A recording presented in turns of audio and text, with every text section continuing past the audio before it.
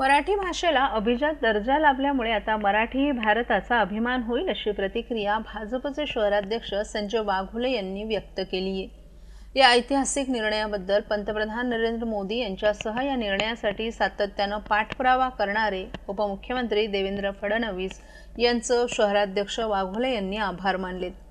गेल्या अनेक दशकांपासून मराठी भाषेला अभिजात भाषेचा दर्जा देण्याची मागणी केली जात होती। अखेर ऐतिहासिक आणि प्राचीन सांस्कृतिक वारसा असलेल्या मराठी भाषेला पंतप्रधान नरेंद्र मोदी यांनीच न्याय मिळवून दिला। या निर्णयामुळे मराठी भाषेचं संवर्धन, प्रसार आणि जतन करण्यास मोलाची मदत होणार आहे। अभिजात भाषेच्या दर्जामुळे उपलब्ध होणाऱ्या निधीतून संशोधनाला संधी मिळेल अशी आशा भाजपचे शहराध्यक्ष संजय वाघोले यांनी व्यक्त केली आहे। या निर्णयामुळे मराठी तरुण-तरुणींना शैक्षणिक आणि संशोधन क्षेत्रात रोजगाराच्या अनेक संधी निर्माण होतील। देशातील 450 विद्यापीठांमध्ये मराठी शिकण्याची सोय उपलब्ध होईल। लोकसाहित्य, संतचरित्र, प्राचीन ग्रंथांचं जतन, दस्तऐवजीकरण आणि डिजिटलायझेशन, भाषांतरांमुळे मराठी भाषेचा प्रसार जगभरात वेगानं होईल। मराठीतील ज्ञानगंगा असलेल्या राज्यातील 12,000 ग्रंथालयांना सशक्त करण्यासाठी निधी उपलब्ध होणार आहे। सध्या आर्थिक संघर्ष करत असलेल्या ग्रंथालयांना पुन्हा सुवर्ण काळात पोहोचण्यासाठी हा निर्णय महत्त्वाचा ठरेल असंही वाघोले यांनी सांगितलं।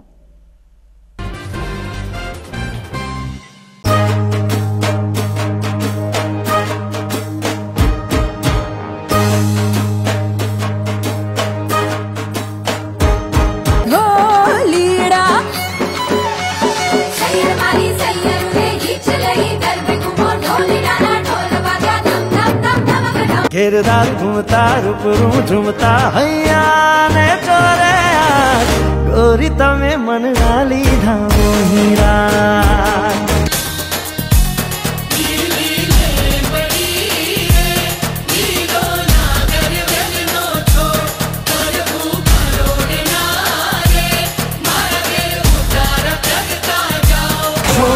तारा ओए छबीला तारा ओरे रंगीला तारा रंग बेग जुए तारी बात रे।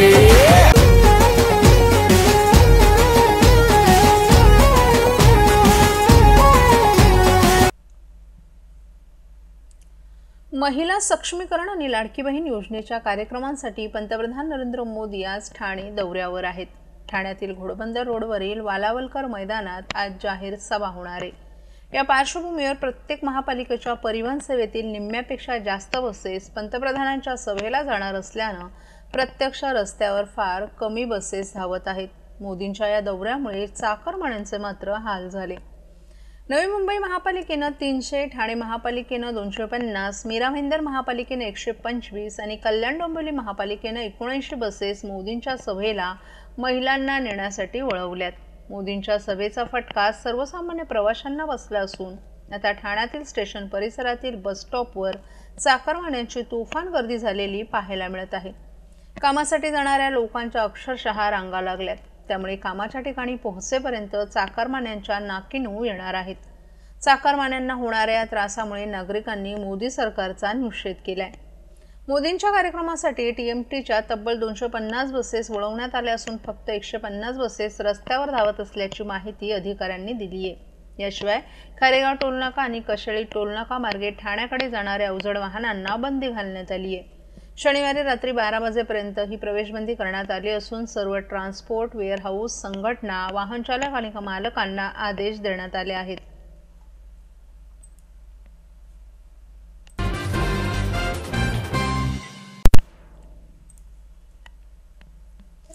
धर्मवीर आनंद दिघे यांच्या टेंभीनाका येथील जय अंबे माँ सार्वजनिक धर्मादाय ट्रस्टच्या वतीने आयोजित भव्य नवरात्र उत्सवात यंदा हिमाचल प्रदेशातील जटोली शिवमंदिराची भव्य प्रतिकृती साकारण्यात आली आहे। जय अंबे माँ सार्वजनिक धर्मादाय विश्वस्त संस्थेतर्फे टेंभीनाका येथे भव्य स्वरूपात नवरात्र उत्सव दरवर्षीप्रमाणे यंदाही साजरा करण्यात येत आहे। शिवसेनेचे तत्कालीन जिल्हाप्रमुख दिवंगत धर्मवीर आनंद दिघे यांनी या नवरात्र उत्सवाची मुहूर्तमेढ रोवली। येथील देवी दुर्गेश्वरी नवसाला पावते, भक्तांच्या हाकेला धावते अशी भाविकांची श्रद्धा असल्यानं नवरात्र उत्सवाच्या 9 दिवसात टेंभीनाक्यावर भक्तांची मोठी गर्दी उसळते। सध्या मोठ्या संख्येने या ठिकाणी महिला देवीची ओटी भरण्याकरिता दाखल झाल्या आहेत। तसंच ठाण्यातील प्रशांत कॉर्नरचे सर्वेसर्वा प्रशांत सकपाळ यांच्या परिवाराला देवीच्या आरतीचा मान मिळाला होता। तसंच सर्व ठाणेकर नागरिक सुखी आणि समाधानी राहो अशी प्रार्थना यावेळी प्रशांत कॉर्नरचे मालक प्रशांत सकपाळ यांनी पत्रकारांशी बोलताना केली। यावेळी देवीच्या दर्शनासाठी भाविक भक्तांनी एकच गर्दी केली होती। यावेळी जय अंबे मां सार्वजनिक धर्मादाय विश्वस्त संस्थेतर्फे विभाग प्रमुख कमलेश चव्हाण यांनी उपस्थित मान्यवरांचं स्वागत सत्कार केला। महाराष्ट्रातील भगिनींना आधार देणारी राज्य शासनाची मुख्यमंत्री माझी लाडकी बहीण योजना। या योजनेअंतर्गत अल्प उत्पन्न गटातील 21 ते 65 वयोगटाच्या भगिनींना मिळणार दरमहा 1500 रुपयांची मदत। अर्ज करण्यासाठी 31 ऑगस्ट 2024 पर्यंत मुदतवाढ। कुटुंबाचं वार्षिक उत्पन्न 2.5 लाख रुपयांपेक्षा कमी असलेल्या महिला पात्र। कुटुंबाकडे पिवळं किंवा केशरी रेशन कार्ड असल्यास उत्पन्नाचा दाखला आवश्यक नाही। पांढरं रेशन कार्ड असेल किंवा रेशन कार्ड नसेल तर कुटुंबाचं वार्षिक उत्पन्न 2.5 लाखांपेक्षा कमी असल्याचा दाखला आवश्यक। योजनेसाठीचा ऑनलाईन अर्ज नारी शक्ती दूत ॲप वरून किंवा पोर्टलवर भरता येईल। ज्या भगिनींना ऑनलाईन अर्ज भरता येत नसेल त्यांच्यासाठी अंगणवाडी, ग्रामपंचायत, वॉर्ड ऑफिस, सेतू सुविधा केंद्रामध्ये किंवा आशाताई बचत गटाच्या CRP यांची मदत उपलब्ध। आता आपल्याला अभिमानाने म्हणता येईल, सुखी आणि सुरक्षित आहे माझी लाडकी बहीण।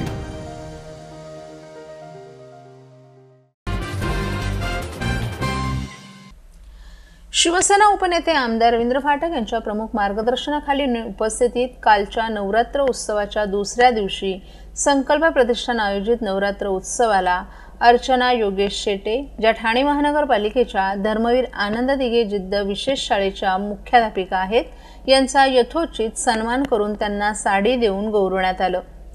शालेय शिक्षण Indian education society, Hindi colony, Dadar येथे झाली असून पदवी मानसशास्त्रात BA रुपारेल कॉलेज मुंबई विद्यापीठात झाली आहे। पोस्ट ग्रॅज्युएशन SNDT मधून B.Ed special, diploma in school management, मराठीत MA, diploma in child and family counselling, सध्या उमेद म्हणून बालविकास सहाय्यक अभ्यासक्रम त्या करत आहेत।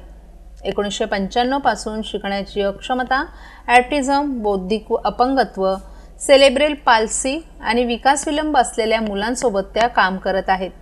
पालकांचा दृष्टिकोन हा बालकाला घडवण्याचा मुख्य घटक आहे। त्यानुसार मुलांचं पुनर्वसन सुनिश्चित करण्यासाठी पालकांना विविध उपक्रमांद्वारे सहभागी करून घेण्यात आला आहे। तसंच मातांना आर्थिक स्वावलंबन मिळवून देण्याच्या दिशेनं कार्य केलं जात आहे। शालेय शिक्षण पूर्ण झाल्यानंतर विद्यार्थ्यांना नोकरी मिळवून देण्यासाठीही त्या प्रयत्नशील आहेत। अशा नारी शक्तीला सलाम करत संकल्प दांडियाच्या कालच्या दुसऱ्या दिवशी तरुणाईच्या जल्लोषमय वातावरणात मोठ्या उत्साहात आणि जल्लोषात संपन्न झाला। काल देखील संकल्प प्रतिष्ठानतर्फे उत्कृष्ट ग्रुप, वेशभूषा, डान्स अशा विविध विभागांमध्ये पारितोषिक प्रमुख पाहुण्यांच्या उपस्थितीत वाटप करण्यात आलं। यावेळी ठाणेकर नागरिक आणि गरबा रसिकांनी एकच गर्दी केली होती।